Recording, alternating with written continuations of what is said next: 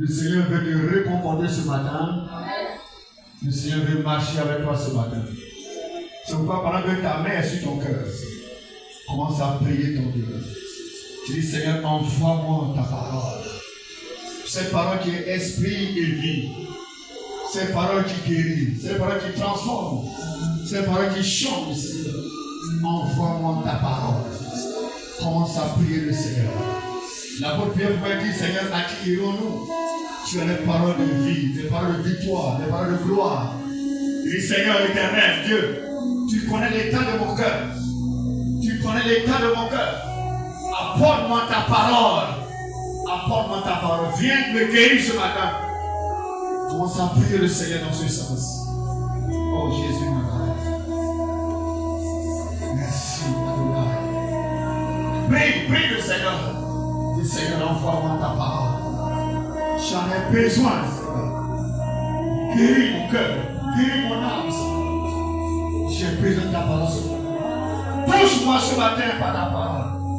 Fais-moi sortir de là par ta parole, Seigneur. J'ai besoin vraiment de toi. La parole vient, elle est esprit. Quand elle pénètre dans un cœur, elle apporte la vie dans le cœur. Elle change l'histoire d'une personne. C'est la parole du Seigneur. Le Seigneur touche mon cœur par ta parole.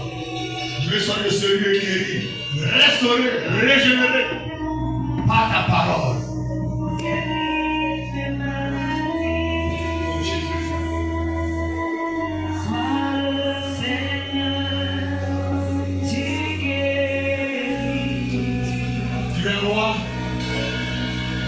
Nous sommes ce matin rassemblés à ta présence pour recevoir ta parole, Seigneur. Tu nous as convoqués ce matin dans ce lieu, dans ton temps, pour parler à nos cœurs, pour guérir nos cœurs, Seigneur. Notre Dieu, envoie ta parole pour restaurer ton peuple ce matin. Au nom de Jésus-Christ, nous disons Amen avec des acclamations. Une bonne acclamation. Alléluia. Veuillez vous asseoir. Que Dieu vous bénisse. Dieu a un plan pour toi. Tu vas passer dans mon appris à travers le nom de Dieu, le pasteur Thierry Emmanuel, que Dieu nous aime. Je suis dit à quelqu'un que Dieu t'aime. Ton amen est dérangeant. Il dit Dieu t'aime. Dieu a un amour infiniment grand pour toi. Alléluia.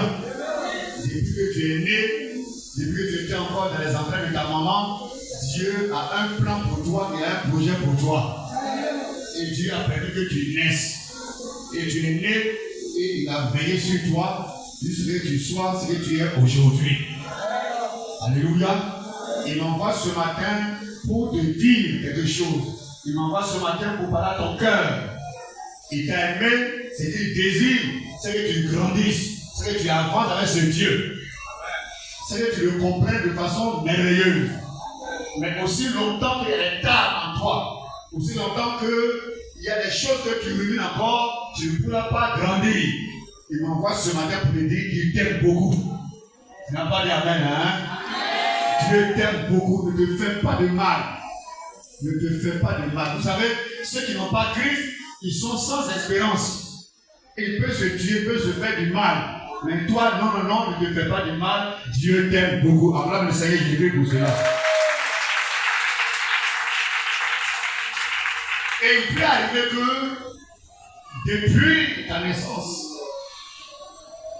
depuis ton jeune âge, depuis l'école, depuis l'éducation que tu as reçue, il peut arriver que tu sois victime de quelque chose. Et tu te chagrines juste là. Il peut arriver que tu sois en train de traîner avec toi tout le tort, tout le mal qu'on t'a fait.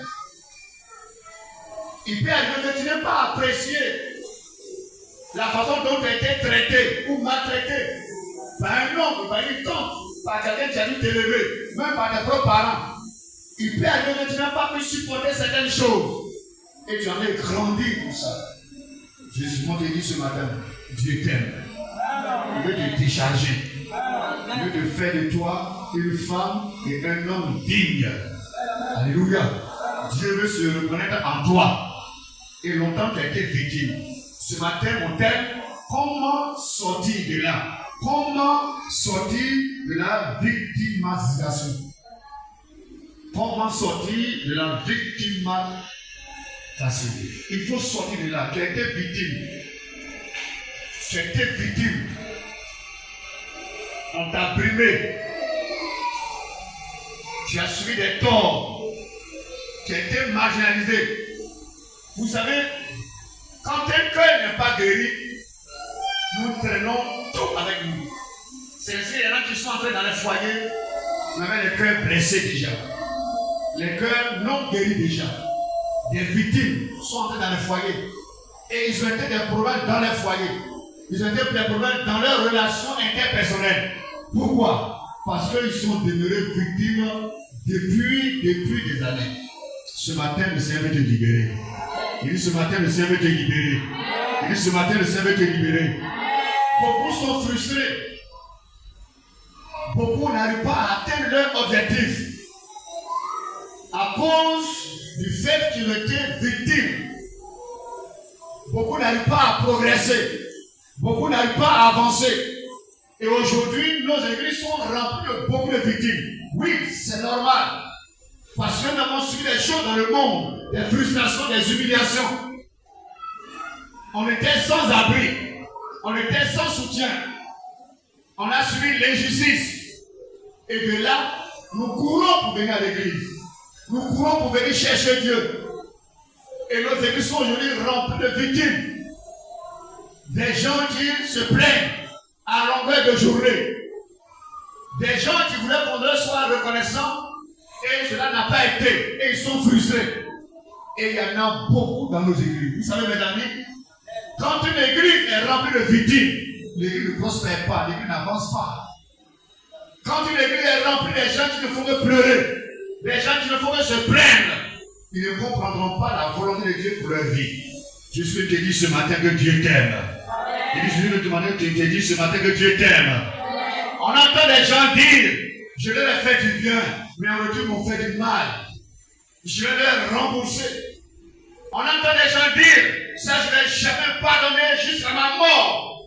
Même des chrétiens, ils vont juste à dire, je ne vais jamais pardonner jusqu'à ma mort. Il y en a qui vont juste à dire, si je pardonne, ou si je dois pardonner, c'est que Dieu lui-même est descendu.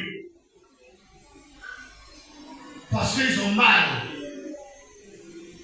Ce qu'ils ont connu dans le monde, ils viennent encore dans l'église, ils reçoivent ça. Et ils accumulent mal sur le mal. Mais le Seigneur veut te délivrer ce matin. Le Seigneur veut te libérer ce matin. Le Seigneur veut que tu avances ce matin. Quelqu'un n'a pas dit Amen. Trop de plaintes dans nos églises. Trop de murmures. Trop de blessés. Trop de victimes. Et les gens sont vraiment dans une situation amère. Mais le Seigneur veut nous délivrer. La victime, c'est qui? La victime, c'est une personne qui a subi un préjudice. Ça s'appelle un préjudice moral. Ça s'appelle un préjudice physique. C'est-à-dire des blessures physiques. Victime donc d'accidents. Ça s'appelle des préjudices moraux. Quelqu'un atteint au moral. Et ça te fait mal. Ça s'appelle la destruction des matériels. Le voleur peut venir dans ta maison, racler tout.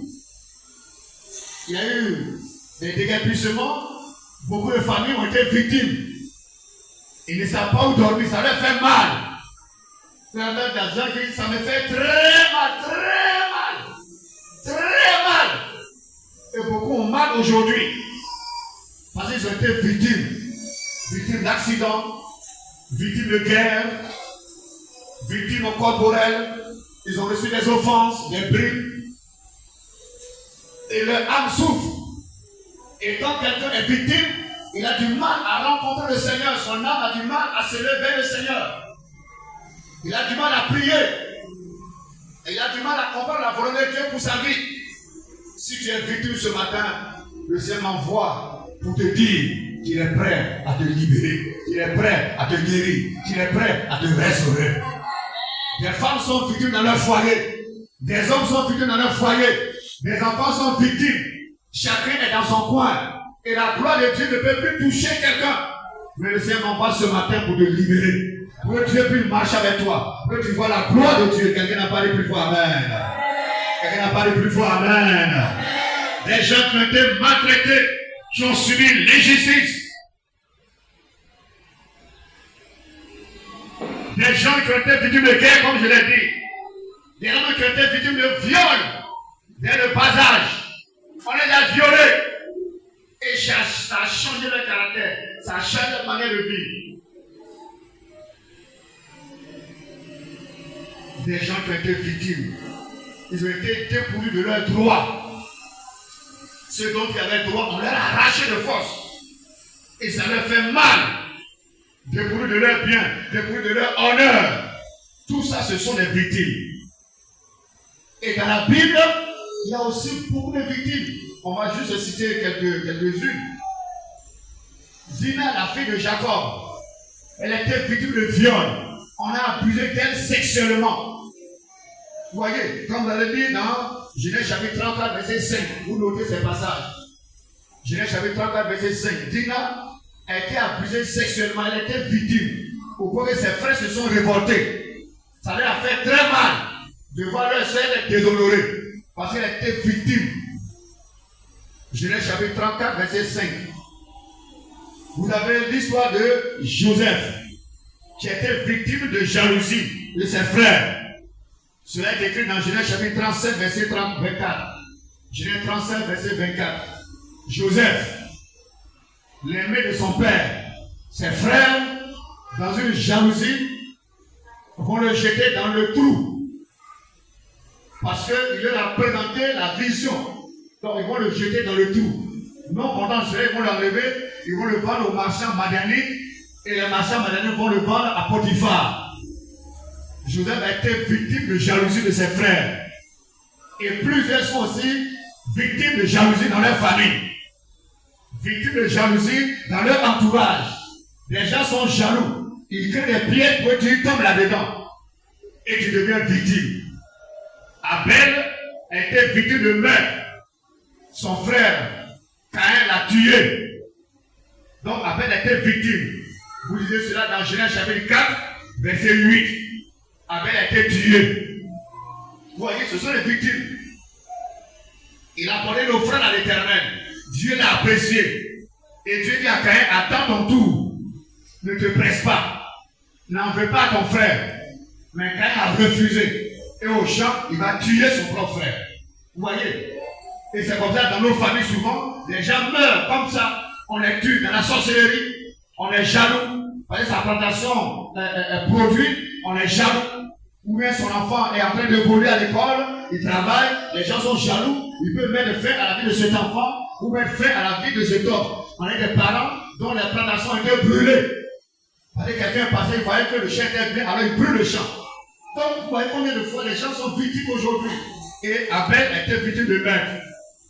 Ésaü, qui est le frère de Jacob, a été victime de la tromperie de Jacob. Jacob l'a trompé, il avait faim. Et il dit, petit frère, donne-moi à manger. Et le petit frère dit, non, s'il va te donner à manger, alors fais en sorte que moi je sois ton aîné. Vends-moi ton droit d'aînesse. Bon, il avait faim, il ne comprenait pas trop. Et il va donc vendre son droit d'aînesse. Mais il a été victime. Non seulement cela, quand au soir de la vie de son père, le père devait le bénir, il dit à Isaïe et Ésaü, il faut aller me tuer un gibier. Prépare une bonne sauce que j'aime, je vais manger. Quand je vais finir de manger, je vais te bénir. Quand la maman a entendu ça, elle dit à son fils Jacob, voilà ton père veut bénir ton grand frère. Alors je vais te déguiser. Tu vas porter la peau d'un animal. Quand il va te toucher, il va savoir que comme ton frère est poilu, il saura que c'est ton frère. Pardon, c'est toi. Et donc il va te bénir. Donc par la complicité de la mère, Jacob va voler la bénédiction de son frère. Et le frère Isaïe est venu très fâché, très coléreux. Il dit, je vais le tuer. Vous savez, quand tu es victime, la haine monte dans le cœur. La méchanceté, le refus de pardon, je vais le tuer. Et sa mère lui dit, bon, il faut fuir. Et Jacob va fuir pour aller se cacher à Padaram, chez son frère, chez son oncle, Laban. Vous voyez, quand on est victime, c'est dangereux. Vous avez l'histoire de Jephthé. Jephthé dans Juge chapitre 11, verset 1 à 3. Juge chapitre 11, verset 1 à 3. Jephthé a été victime de rejet. Sa maman était une prostituée. Et ses autres frères, avec qui il n'a pas la même maman, se sont révoltés. Pour dire, tu ne vas pas rester dans la maison ici. Ta maman est prostituée, ta maman est adultère. Tu ne vas pas vivre avec nous ici. Jephthé dit, mais on a le même papa? Il dit, non, moi je suis dans le même papa, mais on n'a pas la même maman. Toi, ta maman, elle est prostituée, elle est adultère. Tu ne dois pas rester ici pour prendre demain notre héritage. Ils ont tellement embêté Jephthé. Jephthé, tu vas partir. Ils ont chassé Jephthé. Jephthé donc a été sujet de rejet.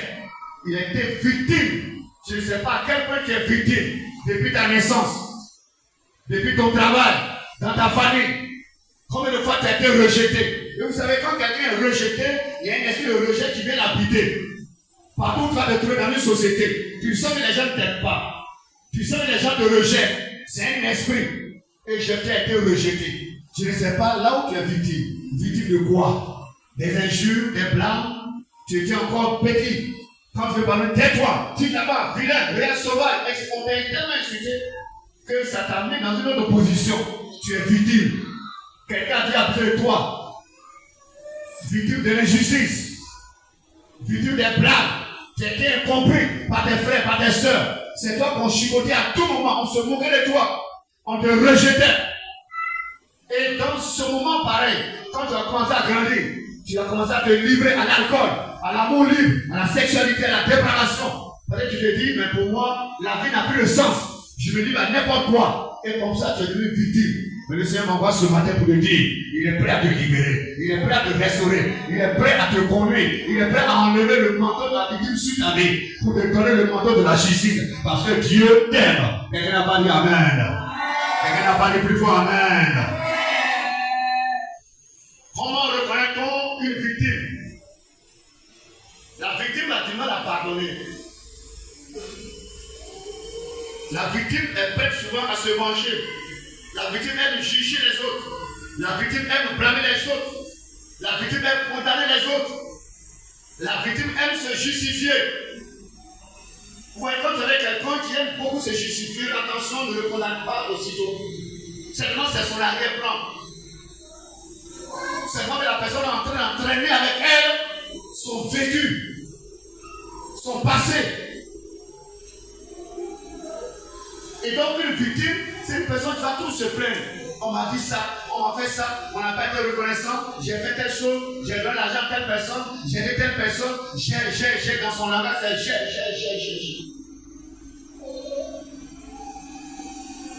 Cette personne est dans le problème, c'est moi qui l'ai aidé. En retour, la personne n'a pas été reconnaissante. La victime dit, j'ai mal.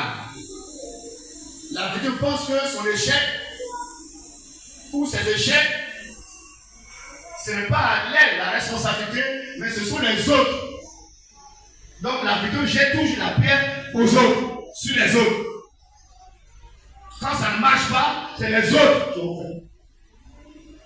Une victime peut rester là, même si elle a les barres blanches, vieillard, il va toujours dire que c'est mon père qui ne m'a pas mis à l'école. C'est ma mère qui ne m'a pas mis à l'école. Mes parents ont divorcé. C'est vrai, jusque là, je suis resté comme ça. Ça, c'est le langage de la victime. Quel que soit son âge, il continue de s'exprimer en tant que victime.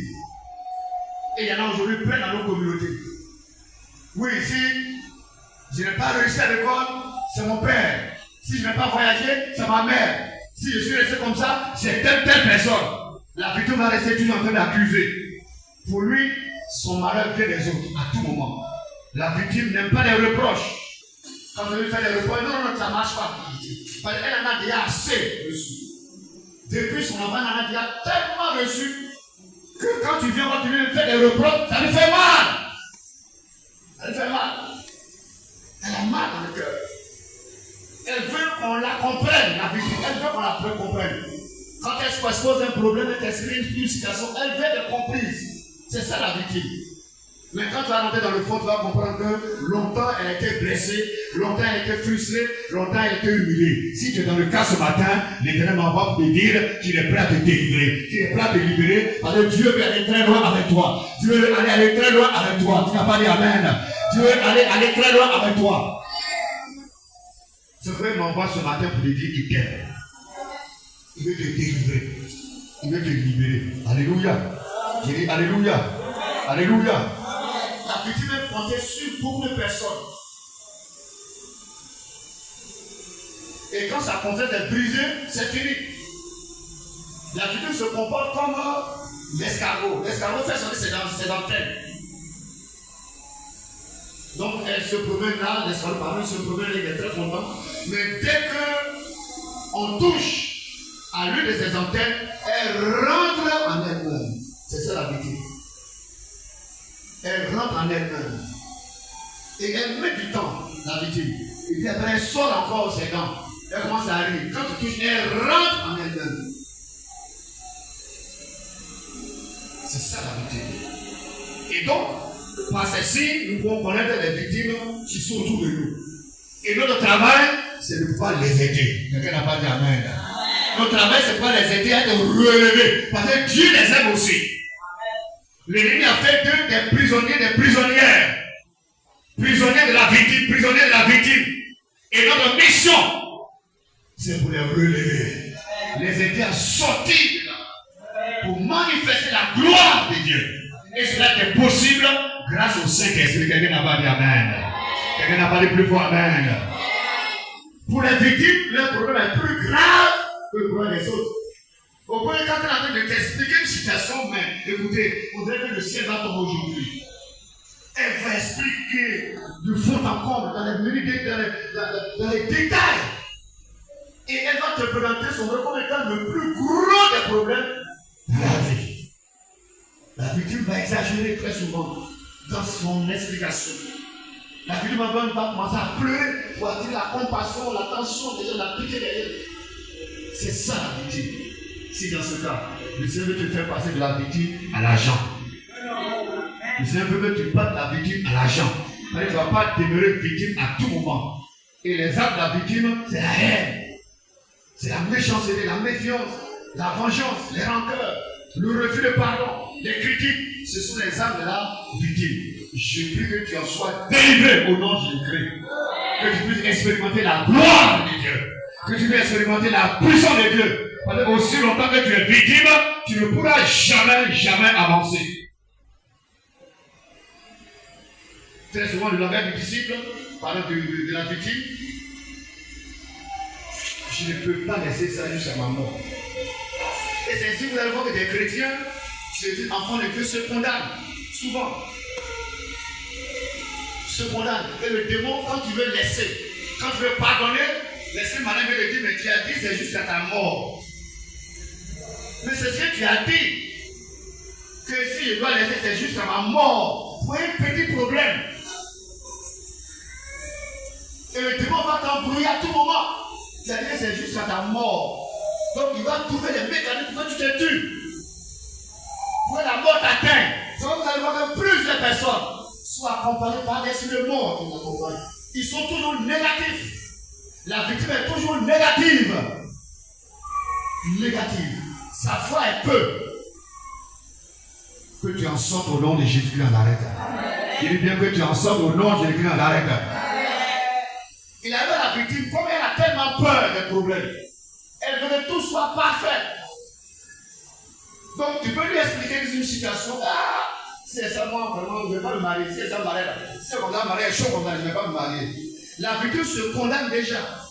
C'est ça le travail. Je vais dire le travail. Vous allez voir la victime, elle peut aller de travail en travail. C'est 3 mois ici, 2 mois ici, 5 mois ici. Elle n'arrive pas à supporter les choses. Elle n'arrive pas à supporter les critiques. Elle veut que tout soit parfait. Elle veut que tout soit déjà à sa taille.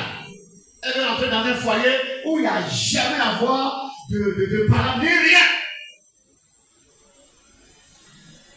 Donc il y en a qui vont rejeter la bénédiction sans en rendre parce que c'est des victimes. Mais si tu es guéri, si le Saint-Esprit t'a guéri, tu seras capable d'affronter les réalités de la vie. Quelqu'un n'a pas dit Amen. Quelqu'un n'a pas dit plus fort Amen. Et il y a un danger quand tu deviens victime. Il y a un danger. Le diable va faire de toi une prisonnière ou un prisonnier. Et le diable va t'utiliser pour aller contre les frères, pour aller contre les parents, pour aller contre les amis. Et si tu ne fais pas attention, tu seras déclaré comme une sorcière, comme un sorcier. Le diable, il est méchant. Le diable, il est méchant. Ne lui prête pas ton cœur. Ne lui donne pas ton cœur. La finalité, c'est de te détruire. Il veut te détacher de Dieu. Il veut te détacher de la gloire de Dieu. Il veut te détacher de la frère et de ta soeur. Il veut te détacher de la communauté pour t'isoler afin de te tuer. Il est méchant. Ça doit faire l'effort d'être guéri. Faites l'effort d'être guéri. C'est vrai que ces choses vont arriver. C'est vrai qu'on t'a humilié. Mais fais l'effort de te relever. L'Éternel sera avec toi. Et donc la victime, elle devient l'instrument entre les mains du diable. La sorcellerie. La victime n'est jamais bénie. Elle ne progresse pas dans sa vie spirituelle. Elle ne progresse pas dans sa relation avec Dieu, dans sa relation avec les frères et sœurs. Parce qu'elle a toujours quelque chose à dire. C'est elle qui voit tous les détails. C'est elle qui voit qu'on l'aime pas. Donc elle ne peut pas progresser. Elle ne peut pas supporter les paroles de l'Éternel. La parole pure, la nourriture solide de Dieu, elle ne peut pas supporter. Ah, on m'a frustré. Le pasteur a précisé si la tête, c'est de moi, il a parlé dans l'équipe d'église. Et tu ne peux pas évoluer. Parce que tu ne peux pas accepter la nourriture solide. Tu ne peux pas évoluer, c'est ça la victime. Tu ne pourras jamais aller de l'avant avec ton Dieu. Et tu ne comprendras pas le message de Dieu dans les moments difficiles. Vous savez, mes amis, Dieu utilise des moments difficiles, des épreuves, pour nous donner un enseignement. Tout ce qui t'arrive, en tant qu'enfant de Dieu, en tant que disciple, tout ce qui t'arrive, il y a une leçon de Dieu de faire véhiculer. Et la victime ne comprendra pas. Même tu vas lui dire non, laisse qu'on soit dans les mains de Dieu. Il y a où est Dieu là? C'est Dieu, c'est Dieu. Les gens me parlent mal, les gens me disent de laisser mon soir à l'Éternel. C'est l'Éternel qui pourra te guérir. C'est l'Éternel qui pourra t'aider. C'est lui seul. Alléluia. C'est lui seul qui peut vraiment te relever. C'est lui seul qui pourra t'aider. Donc, écoutez-moi très bien, être victime et demeurer victime, il y a un danger. Tu ne pourras pas progresser. Tu ne pourras pas voir la gloire de Dieu. Tu vas rater tes objectifs. Tu vas rater le plan de Dieu pour ta vie. Ce que Dieu a pris pour toi, tu vas les rater. Tu ne seras jamais heureux, heureuse. Parce que tu vas toujours te plaindre. Tu vas en vouloir aux autres. Tu auras la haine dans ton cœur. Et tu ne vas pas être un signe de bénédiction, un instrument entre la main du Seigneur. Le diable va t'utiliser pour détruire. C'est pourquoi il faut refuser de demeurer victime. Regardez dans nos familles, quelqu'un qui est victime peut-être devient sorcier. Il en voudra à tout le monde. Parce qu'il veut que justice soit faite. Il veut que tout soit réparé. Et comme rien n'est réparé, alors il en voudra à tout le monde. Et c'est ce que nous devons souvent dans nos églises. Pour une situation qu'on doit régler, on veut que justice soit faite. Parce que la victime veut toujours avoir raison. Il ne faut jamais lui donner le tort. Or, dans toutes les circonstances, Dieu a une leçon à nous donner. Si quelqu'un comprend, si quelqu'un accepte, alors Dieu le produit dans sa gloire. Quelqu'un n'a pas dit Amen. C'est pourquoi il est important. Tu dois avancer. Tu dois faire des progrès. Tu as un objectif à atteindre. Tu as une vision à atteindre. Tu n'es pas né au hasard. Tu es le fruit de la pensée de Dieu. Dieu veut régler quelque chose avec toi. Tu as une mission sur cette terre. C'est pourquoi tu dois sortir de là. Tu dois quitter l'état de victime pour devenir un agent. Quelqu'un qui est capable de prendre ses responsabilités pour affronter son avenir. Quelqu'un qui est courageux. Quelqu'un qui va regarder le passé comme la boue, les blessures comme la boue, et qui va se lever pour dire, je m'en vais rencontrer mon Seigneur, car Dieu a un plan pour moi. Que ce soit dans ton foyer, que ce soit dans ta famille, que ce soit dans l'église, dans la société, tu as été blâmé, tu as été frustré. Lève-toi, abandonne ces choses, et avant d'être ton Dieu, tu verras ce que tu vas faire à toi. Alléluia. Il y a beaucoup de choses à faire, mes amis. On ne va pas traîner dans la boue. On ne va pas laisser entraîner toi, il y a des mois, il y a des toi, il y a non. Ça, tu perds ton temps. Tu perds ton temps. On ne sait pas combien de temps il te reste pour partir. Dieu seul sait. Dieu seul sait quand tu vas partir. Et je ne sais pas quel est ton âge actuellement. Et tu as fait seulement beaucoup de temps, tu n'as aucun projet. Quand tu appelles quelqu'un, c'est pour lui dire c'est qu'on t'a fait. Oui, quand j'étais à l'école là, voilà c'est que, voilà ce que mon oncle, tu n'avances pas. Tu es bloqué. Je prie ce matin que tu sois libéré au nom de Jésus-Christ de Nazareth. Et que les temps qui me restent soient des temps de gloire pour toi, des temps d'avenir pour toi, des temps de bonheur pour toi, des temps de malheur pour toi. Même si dans ta famille il n'y a pas de mariage, tu es déclaré marié dans le nom de Jésus. Ça ne veut pas il faut quitter des temps de victime. Ça ne t'arrange pas du tout. Au contraire, ça met des gars de fou autour de toi. Ça veut dire que tu es dans une prison et tu souffres. La victime souffre et elle fait souffrir les autres. C'est difficile de vivre avec une victime. Vous prenez. Il faut que justice soit faite. Tous les jours, c'est que tu as raison. Et tu souffres, et la personne souffre, et tu souffres. Frères et sœurs, si tu n'es pas encore été guéri de ce état, tu vas faire souffrir tout le monde. Tu ne pourras pas être grand dans la tête, tu ne pourras pas être mature dans la tête. Tu ne pourras rien réaliser. On va te mettre dans un service. 1 mois, 2 mois. Parce qu'on a dit, patron a crié sur toi. On m'a dit, il faut parler. Tu sors de là encore. Bon, on te trouve un travail encore quelque part. Coiffure, mais c'est pas quoi. 2 jours, 3 jours. Non, tu dînes là-bas encore. On va te crier, t'as parlé mal. Tu sors là. Tu paies tout. Je prie que tu en sois délivré. Dieu a un plan pour toi. Dieu veut t'élever. Dieu veut aller loin avec toi. Dieu veut te guérir. Il va guérir ton cœur. Il va guérir ton âme. Tu as une responsabilité avec le Seigneur. Dieu a un plan pour toi. Dieu a un projet pour toi. Quelqu'un n'a pas dit Amen. Quelqu'un n'a pas dit plus fort avec les acclamations ce matin.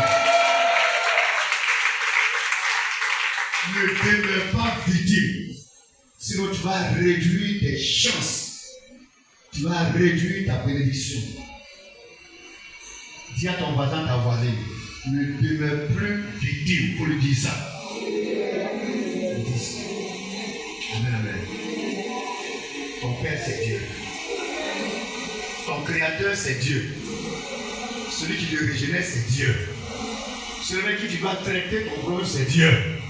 Celui qui te dit, attends, laisse-moi la vengeance, c'est Dieu. Celui qui te défend partout dans la journée, c'est Dieu. Celui qui te défend dans ta maison, c'est Dieu. Un seul Dieu qui justifie. Et un recours à lui, tu seras guéri. N'attends pas la justice des hommes. N'attends pas la justice des hommes. Attends Dieu. Lève ta voix vers le Seigneur. Et tu lui dis, Seigneur, guéris-moi. Donc, mes amis, comment donc sortir de là? La première des choses, c'est de reconnaître que tu es victime et que tu en souffres. Toi-même, il faut réaliser que tu es victime et que tu en souffres. C'est la première des choses. Quand tu ne reconnais pas ton état, il est difficile d'en être délivré. Jésus a dit, je suis venu pour les malades. Ceux qui se sentent malades, ils viennent au Seigneur. Il n'est pas venu pour les bien portants. Aussi longtemps que tu vas justifier ton caractère, tu vas justifier ton comportement. Alors que c'est victime, tu ne peux pas te guérir. La première des choses, c'est de reconnaître que tu es victime. Depuis ta naissance, on a dit abuser de toi, on a dit te maltraiter. Ça, je reconnais que j'étais victime.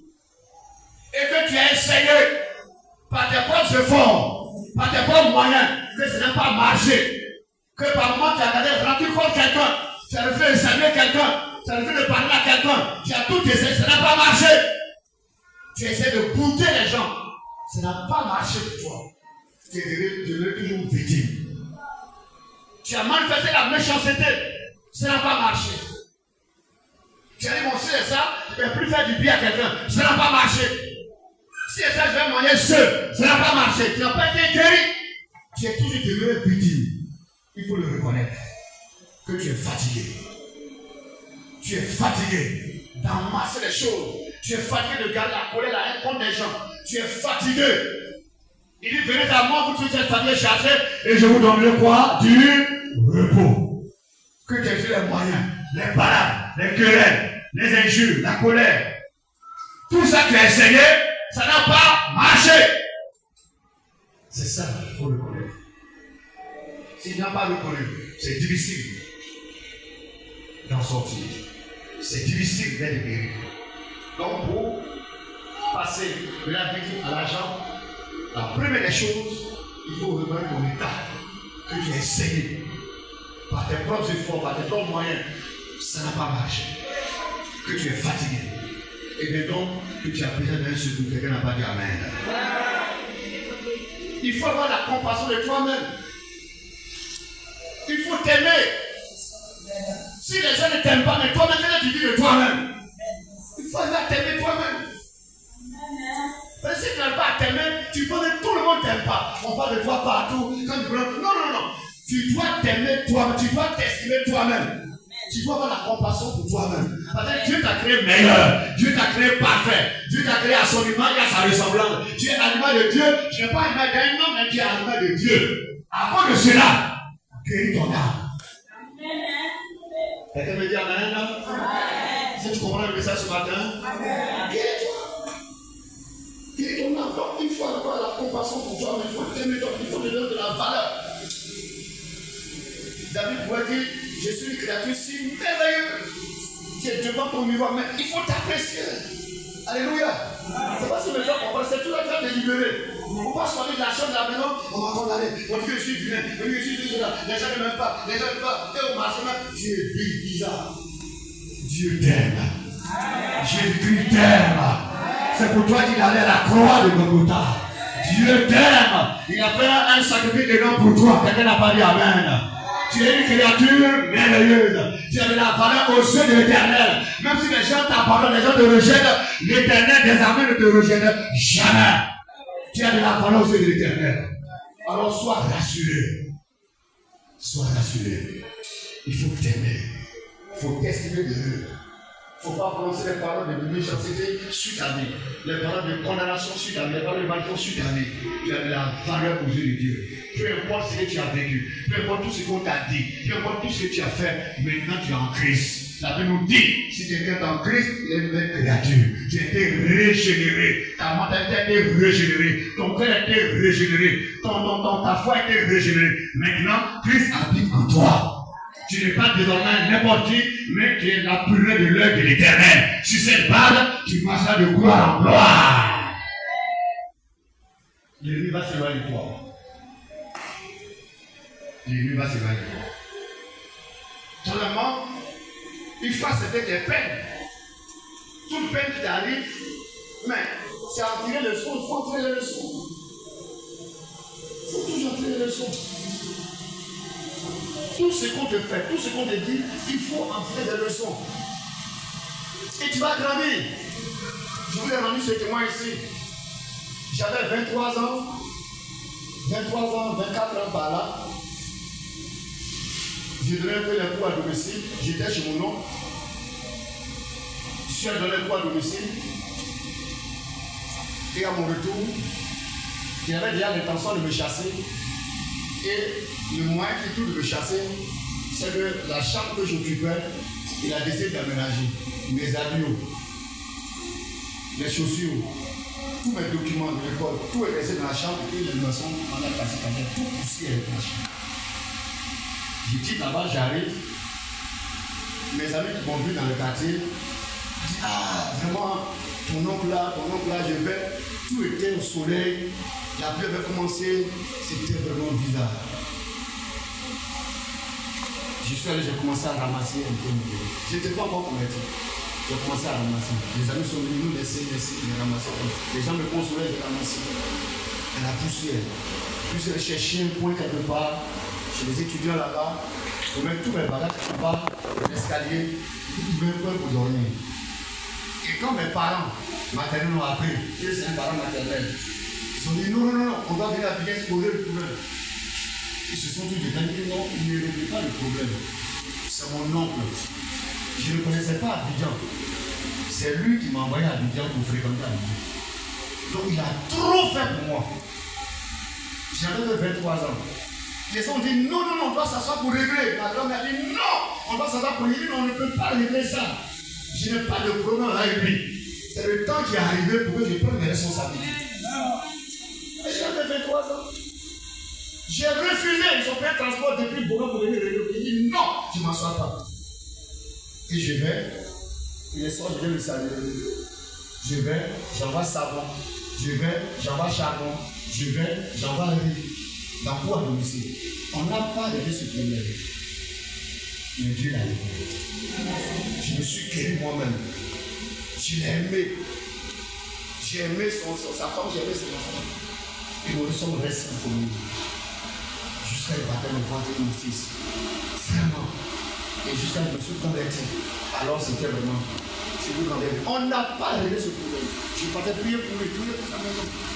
Et les choses sont rentrées dans l'ordre. C'est la maman qui vient souvent ici. Elle a beaucoup aimé ici. C'est elle, c'est chez elle que j'ai grandi. Le temps de là où je vais le devant. Maman voulait pas. C'est elle. Elle pleurait parce que son mari ça lui fait du mal. Mais je lui ai dit non, Dieu a un plan pour moi. Mais je ne connaissais pas le Seigneur. Je ne connaissais pas le Seigneur. Bon, c'est demain que Dieu veut me dire quelque chose. Puis à 23 ans, je suis parti. J'ai commencé à me débrouiller. Je fous à domicile. Après, j'ai ouvert mon compte bancaire. Bon, j'ai commencé à prendre mes responsabilités. Après, j'ai commencé à vendre des cahiers. Je mets les cahiers au dos, je mets vendre aux parents, à produire, tout et tout. Et puis, bon, comme ça, j'ai commencé à progresser. Je me suis laissé en partir à mon avis. Pourquoi je me suis guéri? J'ai compris que Dieu m'avait appelé pour que je puisse aider les personnes à être guéries de leur situation. Alléluia, quelqu'un n'a pas dit amen. Il ne faut pas rester dans un état de victime. C'est lui qui m'a envoyé à Abidjan, je connaissais Abidjan. Il m'a fait beaucoup de bien. Sinon, comment mes petits frères allaient venir à Abidjan? Comment moi j'allais parler à Abidjan? À cause de cela, pendant que j'étais chez lui là dedans, je lui ai jamais demandé 5 francs. Je me dis, ce qui est sûr, moi je suis Abidjan. Je me laisse à jouer débrouiller. Je ne me plains pas. Aujourd'hui, je suis Abidjan. Quelqu'un ne m'a pas dit amen. Et lui, oui, ça. Quelqu'un n'a pas dit plus fort amen. J'ai atteint mon objectif. Frères et sœurs, si tu es une voiture à terre, il faut quitter le temps de vie. Il ne faut pas laisser tout en train de pleurnicher. On m'a fait ça, on m'a dit ça. Non, il faut aller embarquer tout ça là. Avance avec ton Dieu. Et tu viens de gloire en gloire. Quelqu'un n'a pas dit amen. Maintenant, il faut choisir. Il faut décider. Si tu décides, le Seigneur va t'accompagner. Je te le montrer bien. Dieu ne fera rien sans toi. Il attend ta décision. Si tu prends une décision, le Seigneur va t'accompagner. Il n'attend rien que ta décision. Il ne fera rien sans toi. Tu vas pleurer, tu vas te lever le pleurer toujours là. C'est pourquoi il faut choisir de demeurer soit victime ou d'en sortir. Mais je déclare que tu prends la bonne décision pour sortir de là. Quelqu'un n'a pas dit amen. Quelqu'un n'a pas dit amen plus fort. Quelqu'un n'a pas dit amen plus fort. Nous avons une belle histoire que vous allez noter, je vais paraphraser pour garder un peu de temps. Dans Nombre chapitre 27, verset 1 au verset 11. Vous notez, mais je vais paraphraser pour qu'on reste un peu de temps. Nombre chapitre 27, verset 1 au verset 11. Nombre chapitre 27, verset 1 au verset 11. Vous allez lire à la maison, mais je vais essayer de paraphraser pour qu'on puisse garder le temps. Amen, amen. Quand vous allez lire ce passage, c'est une très très belle histoire. Il s'agit d'un monsieur du nom de Sélofchad. Sélofchad a eu 5 filles. Il n'a pas eu de garçon. Et il est mort dans la misère. Mais il avait quelques biens. En temps normal, la tradition voulait que son héritage revienne à un fils. Mais il n'a pas de fils, il n'a que des filles. Et les filles se sont senties méprisées. Les filles se sont senties rejetées. Et elles se sont levées pour aller voir Moïse, le prophète, pour lui dire, les biens de notre papa là, ça doit nous revenir. L'héritage que notre père a laissé, ça doit nous revenir. Elles se sont levées pour aller voir Moïse. Et Dieu dit à Moïse, ce qu'elles ont demandé là, il faut le faire. Il faut le faire. Et Moïse a été obligé donc de le faire. Vous savez, mes amis, elles ont défié un système qui dit que l'État revient seulement au fils. C'est la loi. Mais elles ont dit non. Ce que notre père a laissé, nous devons l'acquérir. Dieu t'a laissé quoi? Christ t'a laissé quoi? Que l'ennemi vient te tourmenter, te tourner, tu pleures à tout moment. Il nous a laissé l'héritage. La paix, la joie, l'amour, la bénédiction, la richesse, le mariage. C'est à toi que Dieu t'a laissé. Alléluia. Christ a dit à toi, tout est accompli. Mais qu'est-ce qui est accompli pour toi? C'est la paix, c'est la joie, c'est le bonheur, c'est le succès, c'est la réussite, c'est l'élévation, c'est la grandeur, c'est la prospérité. Quelqu'un n'a pas dit Amen. C'est le travail. C'est ce que Christ a laissé à la croix. Il dit tout est accompli. Dieu a donc tout prévu pour toi déjà. Alléluia. Alléluia. J'ai dit Alléluia. Jésus s'est écrié, tout est accompli. Donc il a ouvert la porte de la grâce pour toi. Quand vous allez prendre l'histoire de ce monsieur, c'est vraiment une histoire assez triste. Le nom que le monsieur porte, c'est Charles. Son nom veut dire homme de peur. Je ne sais pas dans quelles conditions il est né. Je ne sais pas quelle est la situation qui a prévalu cela.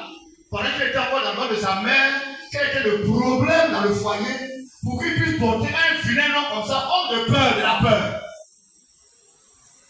En réalité, le nom qu'il portait, il influençait sa vie de façon négative. Comme plusieurs personnes, comme le cas de Jaïbet. Il est né, sa mère l'appelait enfant de douleur. Jaïbet était frustré partout. Et ce monsieur, c'est le Charles, était frustré partout. L'homme de la peur l'accompagnait partout. Il était caractérisé. Qu'est-ce qui t'a caractérisé, sœur? Frère, qu'est-ce qui t'a caractérisé depuis ton enfance? Quelle violence que tu as subi et qui a caractérisé ta vie? Quel tort que tu as subi et qui a caractérisé ta vie? Qu'est-ce que les gens t'ont dit? Quelle blague, quelle injure, quelle injustice que tu as subi? Et cela a caractérisé ta vie.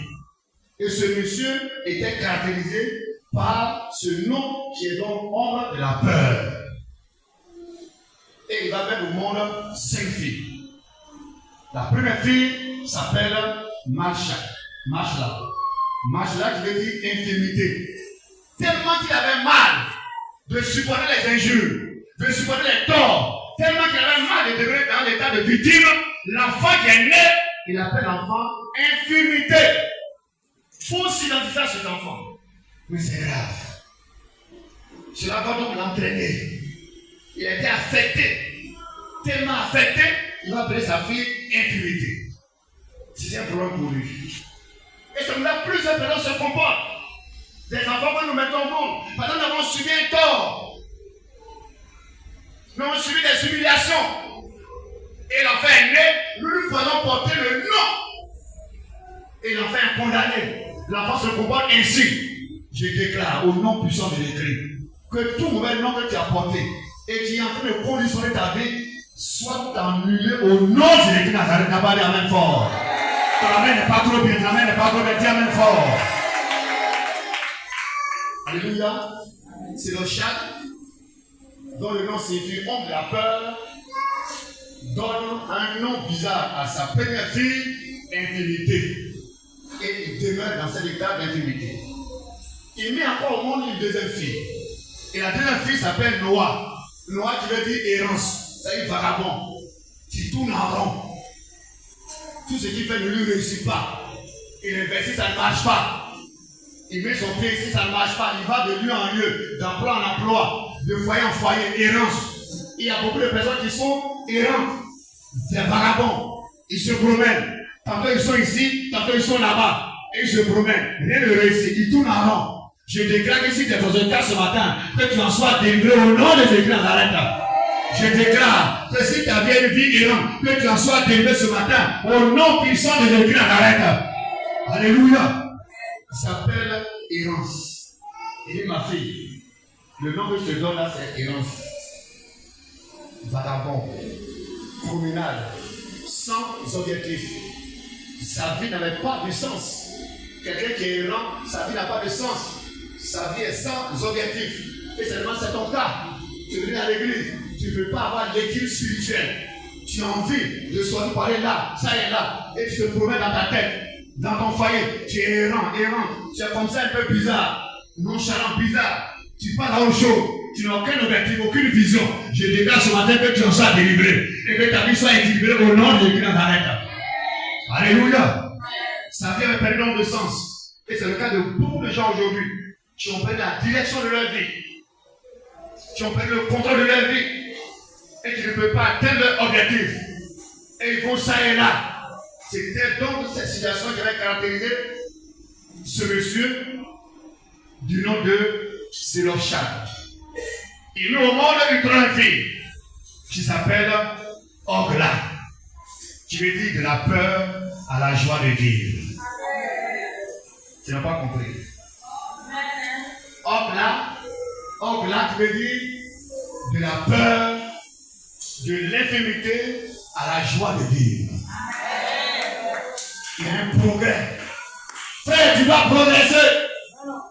Et je suis convaincu que Zelophehad a réalisé que les deux noms qu'il a donnés à ses enfants le condamnaient. Condamnaient non seulement lui-même, mais ses enfants étaient aussi condamnés. C'est que la troisième fille a été appelée Ogla. De la peur à la joie. De l'infirmité à la gloire. Je déclare que tu en sois ainsi au nom de Jésus-Christ. Je déclare que toute malédiction prononcée sur ta vie soit transformée en bénédiction au nom de Jésus-Christ. Je déclare que la sécheresse soit transformée en joie au nom de Jésus-Christ.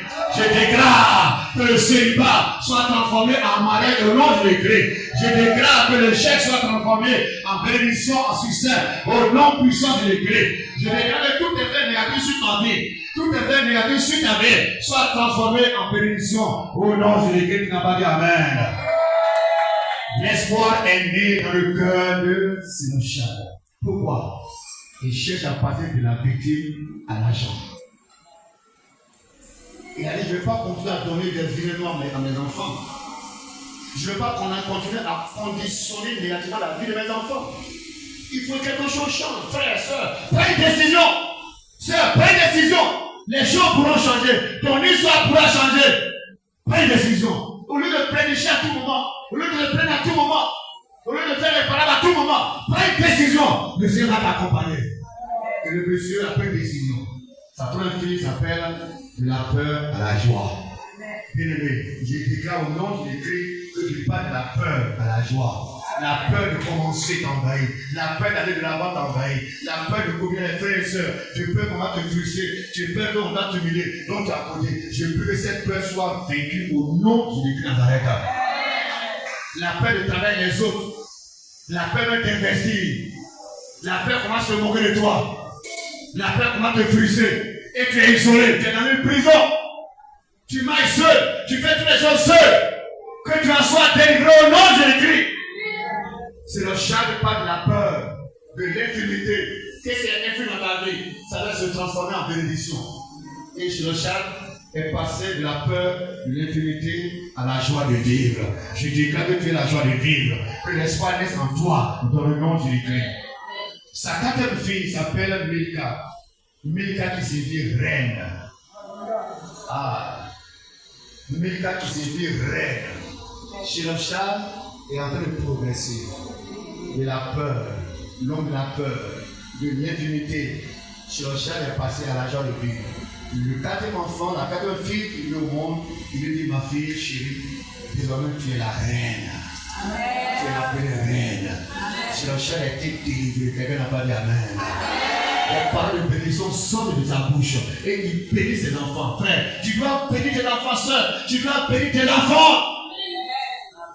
Il ne faut pas leur faire supporter ce que tu as vécu. Oh! Il y a des gens qui vont faire asseoir l'enfant. Écoute, ce que tante a fait là, ce que tante a fait. Non! Mon oncle là, si tu le. Voilà. Ma tante là, voilà. Et tu mets ça dans l'esprit de ton enfant. Et il est bloqué. Je te donne le pouvoir par le Seigneur de libérer tes enfants au nom de Jésus. Ils doivent écouter des bonnes paroles. Ils doivent entendre des paroles tous. Il dit, ma fille, désormais, ton nom c'est reine. Désormais, tu changes de nom, ton nom c'est reine. Alléluia. Il dit Alléluia. Il dit Alléluia. Il dit encore Alléluia. Ton nom c'est reine. Il a reçu la révélation de passer de la peur, de passer de l'intimité à la reine. Il entre maintenant dans la présence de Dieu. il rentre dans la gloire de Dieu. Il vit un moment glorieux, un moment donné. Il rentre dans le règne de Dieu. Je déclare que tu rentres dans le règne de l'Éternel. Je déclare ce matin que tu rentres dans le règne de Dieu. Tu n'as pas la main fort. Je déclare que tu rentres dans le règne de l'Éternel. Le règne de Dieu commence avec toi. Alléluia. Là où hier on t'avait humilié, on t'avait blâmé, on t'avait rejeté. Je déclare que le règne de Dieu soit ton partage. Oh, tu vas te voir, il va plus te reconnaître. Il va plus te reconnaître. Il va plus te reconnaître. Tu parles de gloire en gloire. Les gens viendront parler de toi. Les gens vont t'appeler partout. Parce que désormais, tu parles de la peur à la gloire. Il dit désormais, ma fille, tu es appelée reine. Pourquoi quand il voit sa fille, il est content. Il sait que dans peu de temps, sa fille va travailler et la gloire va rentrer. La pauvreté va sortir et la gloire va rentrer. Je déclare que ton enfant s'appelle reine. Roi, princesse, prince. Vous aurez des noms pour dire à vos enfants. Regardez plus loin, Dieu va vous accompagner. Quelqu'un n'a pas dit plus fort amen. Quelqu'un n'a pas dit plus fort amen. Quelqu'un n'a pas dit plus fort amen. Et sa cinquième fille s'appelle Chita. Chita qui veut dire bien-aimé. Bien-aimé. Il avait maintenant l'acceptation et la faveur de tous. Il est passé de l'état de l'attitude à l'état de gloire. Peu importe ce que les gens disent sur toi. Peu importe la personne qui t'a élevé, qui a dû te maltraiter, te mépriser, te martyriser, peu importe. Peu importe ton histoire qui avait traîné dans la boue. Parce qu'on t'a connu comme une pécheresse, comme cette femme de la Bible. On t'a connu comme une prostituée. Et tout ça, tu te sens condamné. Tu te sens rejeté par les parents, rejeté par la famille, blâmé, frustré partout où tu es. Peu importe. Mais ce qui est essentiel pour toi, c'est que Dieu t'aime. C'est que Dieu veut t'enlever de là.